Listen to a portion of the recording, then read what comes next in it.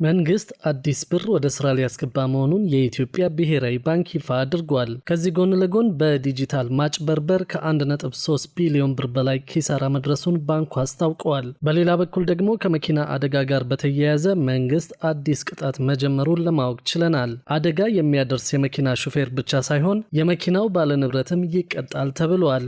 እንኳን አደረሳችሁ የሚለው ቴምር ፕሮፐርቲስ በዓሉ ምክንያት በማድረግ በሁሉም ሳይቶቻችን ላይ 35% ቅናሽ አድርገናል። በጥንታዊቷ መንደር አቧሬ ከባለ 1 እስከ ባለ 3 መኝታ በ1.6 ሚሊዮን ብር ቅድመ ክፍያ ጀምሮ፣ በዲፕሎማቶች መንደር ሳር ቤት ባለ 3 መኝታ በ3 ሚሊዮን ብር ቅድመ ክፍያ ጀምሮ፣ ካራዶቹ መንደር ፒያሳ ባለ 3 መኝታ ከ1.2 ሚሊዮን ብር ቅድመ ክፍያ ጀምሮ፣ እንዲሁም በአያት በጋርመንት አፓርትመንት ቤቶችን ሲያገኙ ሱቆችን ደግሞ በሰዎች በደመቀችው በገላን ጠቅላላ ዋጋቸው 2.5 ሚሊዮን ብር ጀምሮ ያገኛሉ። ላለፉት 10 ዓመታት ያስረከብናቸው 7 ሳይቶች የስራችን ምስክሮች ናቸው። ለበለጠ መረጃና ሳይት ጉብኝት ከስር በሚገኙ ስልኮች ይደውሉልን። ቴምር ፕሮፐርቲስ። ከመኪና አደጋ ጋር በተያያዘ መንግስት አዲስ ቅጣት መጀመሩን ለማወቅ ችለናል። አደጋ የሚያደርስ የመኪና ሹፌር ብቻ ሳይሆን የመኪናው ባለንብረትም ይቀጣል ተብሏል። የመኪናውን ደህንነት ሳያረጋግጥ ሰው እንደሚገድል እያወቀ ለትራንስፖርት የሚያሰማራ ሰው በመኪናው ለሚደርሰው የሰው ሕይወት መጥፋትና የንብረት ውድመት ተጠያቂው ባለቤቱ መሆኑን መንግስት አስታውቋል። የመንገድ ደህንነትና መድን ፈንድ አገልግሎት ከኢትዮጵያ የደረጃዎች ኢንስቲትዩት ጋር በመሆን በመንገድ ደህንነት ላይ አስገዳጅ በመሆን የጸደቁ ደረጃዎችን ለባለድርሻ አካላት ለማስተዋወቅ የወርክሾፕ መርሃ ግብር አካሂደዋል። በመርሃ ግብሩ ላይ ንግግር ያደረጉት የትራንስፖርትና ሎጂስቲክስ ሚኒስትር ዴኤታ አቶ በሮ ሐሰን የመንግስትም ሆኑ የግል ተቋማት የሹፌሮቻቸውን አቅም ማሳደግ አለባቸው ሲሉ ተናግረዋል። በየዓመቱ በትራፊክ አደጋ 4 ቢሊዮን ብር ይወድማል። ከ3 እስከ 4 ሺህ ዜጎችን እያጣን ነው። ከባድ የአካል ጉዳቶች አሳሳቢ ደረጃ ላይ ናቸው። ይህ የሚያሳየው አሁንም ያልቀረፍናቸው ከባድ የሆኑ ችግሮች እንዳሉ ነው ብለዋል። አብዛኛዎቹ የስልጠና ተቋማት በትርፍ የሚመሩ ናቸው። ይህ የሚያሳየው ኃላፊነት በተሰማው መንገድ እየመራን አለመሆኑን ነው ሲሉ ተናግረዋል። የመኪና ምርመራ ተቋማት በአግባቡ መኪናዎችን እየመረመሩ አይደለም። ባለቤቶችም ወደ መንገድ ሲወጡ መኪናቸውን ፈትሸው ነው ወይ ሲባል ከፍተኛ የሆነ ክፍተት አለ። ለዚህ ደግሞ እንደ ምክንያት የሚቀርበው የመለዋወጫ መወደድን ነው ሲሉ ተናግረዋል። ይህን ግን ቻል አድርገን ነበር፣ ነገር ግን የሰው ሕይወትን መታደግ አልቻልም ከማለት ባለፈ የሰው ሕይወት እየቀጠፉ ያሉ የጥገና ችግር ያለባቸውና ችግር እንዳለባቸው እያወቅን የምናሰማራቸው መኪናዎች ናቸው። ይችን ትሪፕ ደርሰና የሚል ባለንብረት የተቋም ኃላፊና የስምሪት ኃላፊ እጅግ ብዙ መሆኑንና ይህም የመንግስት ተቋማትንም እንደሚጨምር አሳውቀዋል። ጎማቸው አገልግሎት መስጠት የማይችል ብዙ የጥገና ችግር ያለባቸው የፍሬን ችግር እንዳለባቸው እያወቁ የሚያሰማሯቸው መኪናዎች ዋጋ እያስከፈሉ ነው ሲሉ ተናግረዋል። ለዚህ ደግሞ ምክንያቱ የተፈጠሩት የቴክኒክ ምርመራ ተቋማት በአብዛኛው በሐሰት ወረቀት የሚያትሙና የሚሸጡ በመሆናቸው ነው። በተቋቋሙበት አዋጅና ደንብ እየሰሩ አለመሆኑንም በፍተሻ አረጋግጠናል ሲሉ አስረድተዋል። የት ጋር ችግር እንዳለና የትኞቹ ተቋማት እንደሆኑ ለይተን ጨርሰናል። ቦሎ የለጠፈው ካንተ ተቋም ነው፣ ምንም ሕይወት ለሌለው መኪና እንዴት ቦሎ ትሰጣለህ ብለን ስንጠይቃቸው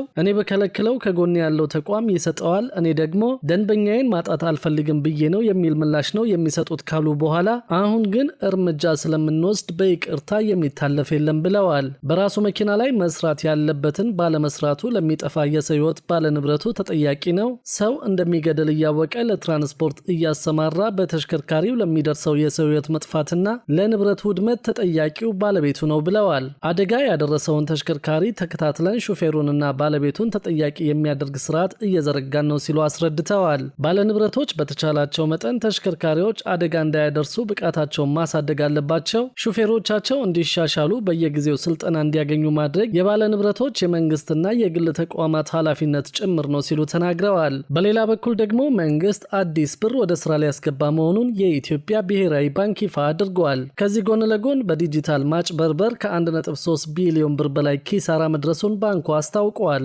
የሀገሪቱን የፋይናንስ ስርዓት ወደ ላቀ ዲጂታል ምዕራፍ ለማሸጋገር የሚያስችለውን የዲጂታል መገበያያ ገንዘብ ስራ ላይ ለማዋል የአስቻይነት ጥናት መጀመሩን ብሔራዊ ባንክ አስታውቋል። አስታውቀዋል። ጥናቱ የሚደረገው ዲጂታል ብር በተሰኘ የዲጂታል መገበያያ ገንዘብ ላይ መሆኑን ያገኘነው መረጃ ያመለክታል። ባንኩ ሰሞኑን ይፋ ባደረገው መግለጫ ይህ ጥናት የዲጂታል ኢትዮጵያ 2025 ግብን ዳር ለማድረስና የገንዘብ ዝውውርን ይበልጥ ቀልጣፋ ለማድረግ ያለመ መሆኑን ገልጿል። የብሔራዊ ባንክ ገዢ ዶክተር ኢዮብ ተካልኝ ስራው ገና በሙከራ ላይ መሆኑን አጽንኦት ሰጠው ምን ማለት እንደሆነ በትክክል አናውቅም፣ ነገር ግን በእርግጠኝነት ማጥናት አለብን ሲሉ አስረድተዋል።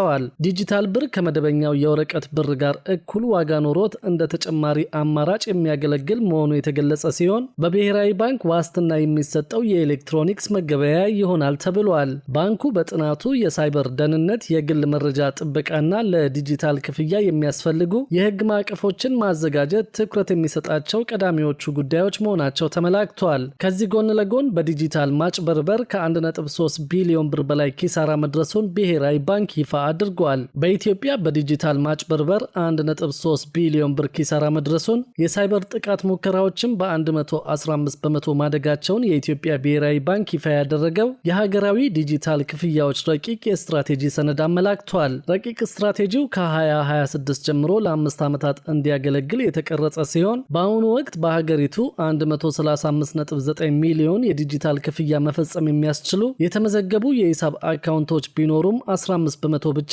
ጥቅም ላይ እንደሚውል አስታውቀዋል። በ2024 ብቻ የሀገሪቱ የዲጂታል ፋይናንስ ሲስተም በማጭበርበር ወንጀሎች የ1.3 ቢሊዮን ብር ኪሳራ ማስተናገዱ በስትራቴጂክ ሰነዱ ተመላክቷል። የብሔራዊ ባንክ የ5 ዓመት የዲጂታል ክፍያዎች ረቂቅ ስትራቴጂ ሰነድ በመንግስት የዲጂታል ክፍያ ሲስተሞች ውስጥ ወጥ ያልሆነ አሰራር መኖሩን፣ የክፍያ ስርዓቱ በነጋዴዎች ዘንድ ያለው ተቀባይነት ዝቅ ያለ መሆኑንና በገጠርና በከተማዎች ዘንድ ጥቅም ላይ የሚውልበት ምጣኔ የ24 በመቶ ልዩነት እንዳለው ያሳያል። እንደ ሰነዱ ገለጻ የዲጂታል አካውንቶች ምዝገባ በፈጣን ሁኔታ ቢያድግም ካሉት 135.9 ሚሊዮን የተመዘገቡ አካውንቶች በ2025 የ30 ቀናት የገንዘብ እንቅስቃሴ ምጣኔ 15 በመቶ ብቻ መሆናቸውን ይጠቁማል። ይህንን ችግር ለመፍታትና ተጠቃሚዎችን ወደ ቋሚ ተጠቃሚነት ለማሸጋገር የደንበኞችን ፍላጎት ከፍ የሚያደርግ ዋጋ ያላቸው ስትራቴጂዎችን በአፋጣኝ መዘርጋት እንደሚያስፈልግ ይገልጻል። የብሔራዊ ባንክ ረቂቅ ስትራቴጂ ሰነድ በሀገሪቱ ሰፊ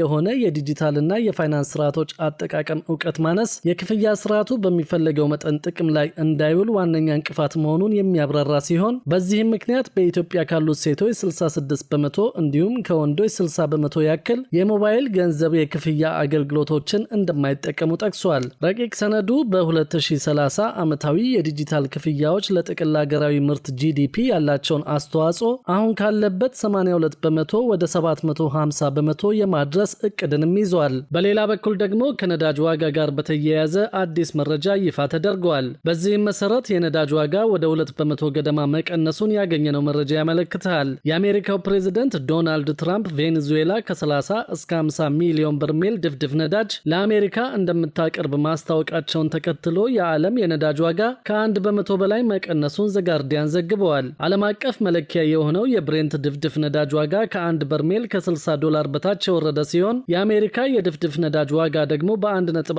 በመቶ ቀንሶ $56.4 እንደሆነ ታውቋል። የአሜሪካው ጣልቃ ገብነት ቬኔዙዌላ ወደ ቻይና የምታደርገው የነዳጅ ኤክስፖርት ሊያቋርጥ ይችላል የሚል ስጋትንም ፈጥሯል። የላቲን አሜሪካዋ ቬኔዙዌላ ከምታመርተው ድፍድፍ ነዳጅ ውስጥ 80 በመቶ የሚሆነውን ወደ ቻይና እንደምትልክ ይታወቃል። ይህም ቤጂንግ ለድፍድፍ ነዳጅ ከፍተኛ ዋጋ እንድትከፍል ሊያስገድዳትና ከዋይት ሃውስ ጋር ያለውን ውጥረት ሊያባብሰው እንደሚችል ተገምቷል። የቻይና የውጭ ጉዳይ ሚኒስትር ረቡዕ ዕለት በሰጡት መግለጫ ቬኔዙዌላ በተፈጥሮ ሀብቷና በኢኮኖሚ እንቅስቃሴዎቿ ላይ ሙሉና ቋሚ ሉዓላዊነት አላት ማለታቸው ይታወቃል። አክለውም አሜሪካ ነዳጁ ለእሷ እንዲሰጥ ያቀረበችው ጥያቄ ዓለም አቀፍ ሕግን የሚጥስ የቬኔዙዌላን ሉዓላዊነት የሚጋፋና የሕዝቧንም መብት የሚጎዳ እንደሆነ አስታውቀዋል። ቀደም ሲል ትራምፕ ትሩዝ ሶሻል በተሰኘው የማህበራዊ ትስስር ገጻቸው ባሰፈሩት ጽሑፍ እንደ አሜሪካ ፕሬዝደንትነቴ ይህ ገንዘብ ለቬኔዙዌላና ለአሜሪካ ሕዝቦች ጥቅም እንዲውል እቆጣጠራለሁ። ይህ ነዳጅ በመርከብ ተጭኖ በቀጥታ በአሜሪካ ወደሚገኙ የመጫኛ